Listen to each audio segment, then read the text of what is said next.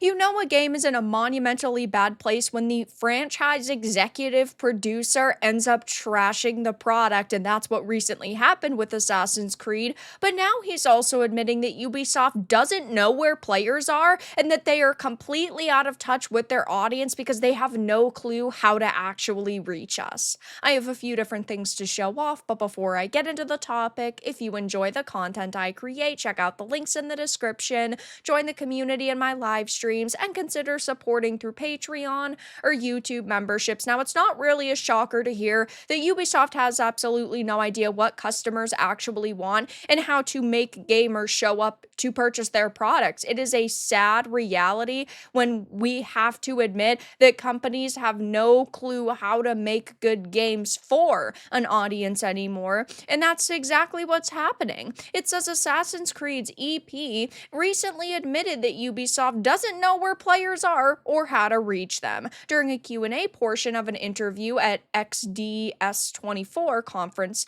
Cote was asked how internal development was affecting Ubisoft in the next 3 to 5 years, and he responded, "I think we're in an era of peak change. I don't know what the industry is going to look like in 5 years, but clearly we're transforming." People ask me all the time if I think that wokeness in video games is going to go away.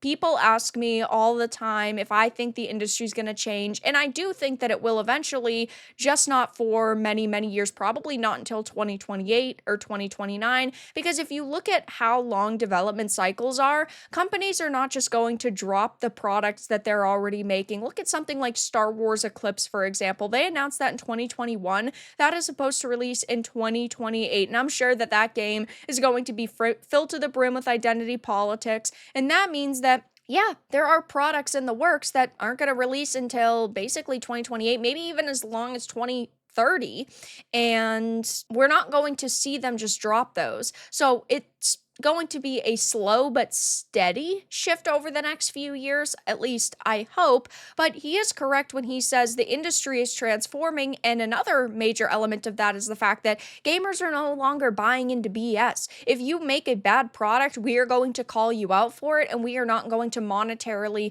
support you. So yes, you guys have to learn to adapt to the transforming market of gamers not putting up with your BS anymore. He continues to say, and I think it can create anxiety. I see it as a challenge that we need to solve together, because whether it's in the AAA scene or even in the more indie space, the recipe for success as it's been in the last maybe 20 years is dramatically shifting. Oh my God, you actually have to put out high quality products. Now, it's funny to me because Yves Guillemot, the Ubisoft CEO, had just a few weeks ago said that Star Wars Outlaws underperformed, and that was because gamers' expectations are too high. But of course, our expectations are high when you expect us to, dump $70 on an experience, and you constantly are putting out products. Like Ubisoft put out 3 major games this year, and they were supposed to put out 4, but Shadows ended up getting delayed,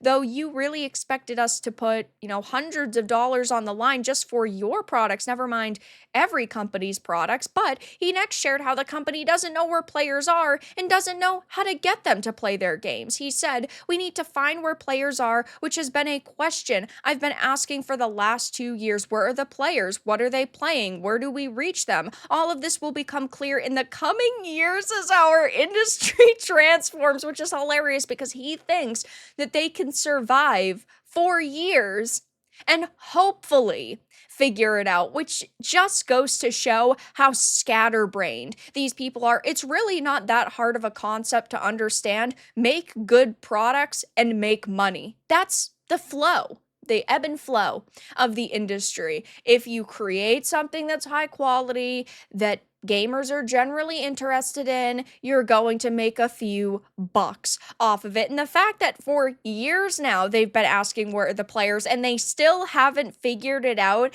is absolutely hilarious to me. These people are suits who are out of touch with the very people they need to swipe their credit cards. And it's almost like he's going through this hollow, disingenuous rhetoric to try and damage control instead of actually responding responding to the criticisms that the company is taking. I don't know where the gamers are, he says. Well, the gamers are telling you what they do and do not like clearly, and you're so stupid you're either not listening or you're purposefully ignoring our feedback, and that's not going to sit well with people. You told us you were accurately representing a character, and you clearly aren't. You told us this was filled to the brim, in the case of Assassin's Creed Shadows, with historical accuracy, and it's not, and they just don't want to admit that the real problem is them trying to create games for a modern audience that doesn't actually exist. It's like with Yves Guillemot recently saying it's our fault that Star Wars Outlaws failed. He came out when it underperformed and said that gamers' expectations are too high. Yeah,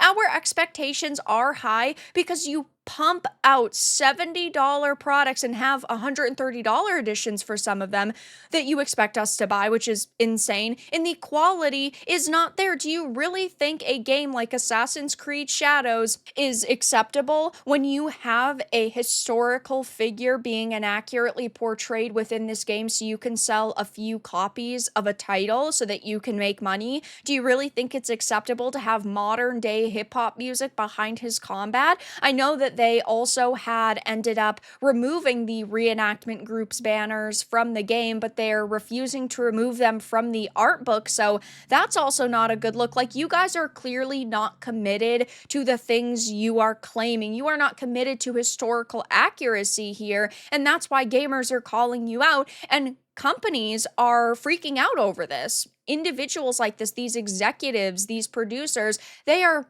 upset over the fact that gamers' voices actually matter and that we are speaking with our wallets. He's sitting here again saying, oh, the industry's in an era of peak change. Yes, because we actually matter and we are sticking up for ourselves. I don't know what else he'd be talking about, just maybe, the constant spiel of how costs have ballooned and about how projects are so massive and they span so far, even though, again, you guys are making significantly more money off of games if you're creating a high quality product. And well, Ubisoft doesn't know how to do that anymore, so they're really not. As the article says, regardless, his admission that Ubisoft does not know where players are and does not know what games they are playing isn't particularly shocking given 2024 has been a hellish year for them. They, of course, had Skull and Bones come out, which was a quadruple A failure when it finally released on Steam. It had an all-time peak of 2,615, which is terrible. Prince of Persia: The Lost Crown released in January on Switch, PlayStation, and Xbox, but it did not arrive on Steam until August, though that peaked at 1,446 players.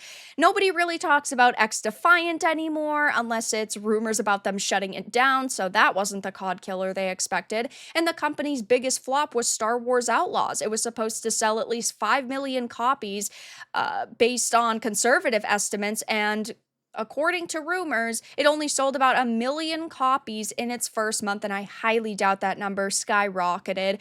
And then, of course, they had to delay Assassin's Creed Shadows, and while I do think it will sell to a certain extent because people know the Assassin's Creed franchise, and there are a lot of people out there who are dedicated to buying a game every single time it releases in a franchise they love, I don't think that Shadows is going to do the crazy numbers they would expect, especially from a title that's been in development for several years. And it's not good to hear an executive producer, admitting a company he's working for does not know where players are and how the company can reach them. But if they simply started listening to gamers, they'd get players back. So I will be keeping my eye on this to see if this exec says anything else going forward. But for now, that's all that I really had to discuss in this video. Let everyone know your thoughts in the comments below. If you enjoyed this, make sure to give it a like. And if you didn't, make sure to give it a dislike. I appreciate your support either way, but I'll talk to you all again in the next video really soon.